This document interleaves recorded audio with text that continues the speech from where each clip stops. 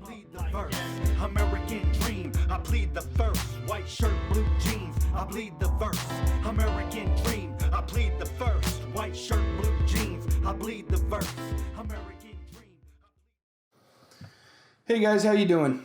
Welcome to I Plead the First. I've told you guys from the beginning, we're going to try new things. We're going to experiment a little bit.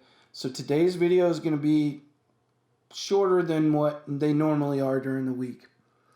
I have a little subject I'm going to hit pretty quickly. I'm going to explain some ideas and thoughts. And I really want to hear what you guys think down in the comments down below. Before we start that, go down, hit the subscribe button. Thank you very much. We need it. So the subject today is language, because frankly, I just spent 30 minutes recording a different episode that may or may not ever see the light of day. And I noticed that we've been doing a lot of the cancel culture stuff lately. We've been talking about political correctness used to be the term that we used all the time. It's kind of almost moved to, we don't even talk about political correctness that much anymore. We talk about cancel culture, which tells me that their plans have advanced, is what I would say. So the subject today is language, and I am going to speak on the term Latinx. So I've told you guys before in videos, I am of Hispanic descent. My family on my dad's side is Mexican. I am not a fluent Spanish speaker, but I speak enough Spanish to get by. I infinitely respect the culture, the Mexican culture specifically, but I really enjoy I can't think of a Hispanic culture, whether that's Cuban, which I hugely admire the Cubans, Puerto Ricans, Guatemalans. It really doesn't matter. I really enjoy the culture, and the cultures usually typically have some sort of link, some sort of commonality between them, even if it's a small one. And they also all have their differences that make them really cool to learn about. So why am I talking about Hispanic culture? Because the term Latinx is an outright attack on Hispanic culture. Well, you might be saying, Joe, well, that's a big stretch. It's not. It's not a big stretch at all. It's an attack on the culture because it's an attack on the language. When you try to change the way an entire language functions, that is an attack on that culture. It's an attack on those people. It's an attempt to control thought. I want to keep the video short, so I'm going to stick to this concept really quickly. If you've taken even 7th grade Spanish, you know that in Spanish, words have gender, and they have gender agreement. So Latino would refer to a large group of Latinos. Male, female, doesn't matter. The Latinos, right? That's a large group. If you're referring to an individual, then it becomes gender specific. Latina would be female. Why does that matter? Because they've changed that, and they've attempted to change that, and as recent as they just started this back in 2015, 2016, around that time, they started trying to push the term Latinx. Well, X is adding X to the end of something. That's a very English thing to do. Okay, that's a very, and I'm never. You guys know me. I'm not one to jump on the whole, they're whitewashing this or whatever, but this is an Anglification of a language, which is, I don't know how they're getting away with it. They're only getting away with it because they're on the left, and that's what it comes down to. But this is absurd, it's scary, and I'm going to tell you why. Because if you can start changing language, especially a language that is so passionate and emotion driven, you can take out thoughts. You can take out entire lines of thoughts.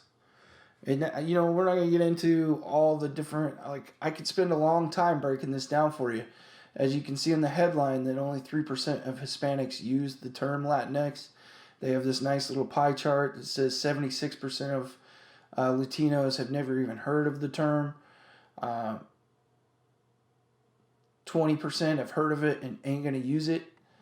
And then 3% use it. So I won't get into it any further than that because I want to leave you with a very short video so you can ponder and come up with your own ideas about it and let me know about it in the comments because I'd really like to start having more discussions. Here's the thought on this. Here's my summary on why I brought this to you. If you can change a word, let me bring this to English. Let's pick the word freedom. If I can start nibbling away at the word freedom, just the word, not taking any of your freedoms, I'm just going to change the word. Then we're going to change, let's change it to freed, okay? And then instead of freedom, we're saying freed, and then we'll modify the definition of the word just a little. We'll take away one of the definitions that are in the dictionary because I'm fairly sure that there's probably 2 or 3 definitions for the word freedom. So we'll just take away a little bit of them. You start eroding at the word, and then eventually, years and years in the process, you take away the word altogether. And you say, hey, that sounds like a ridiculous idea. Well, there's a whole bunch of words that have already gone the way of extinction, whether it was through political correctness or whether it was through the natural evolution of a language. The ones that matter to us are the ones that are through design of someone's political agenda. That has to scare us. Because if I now eliminate the word freedom, how do you even think about freedom? How do you even conceptualize freedom?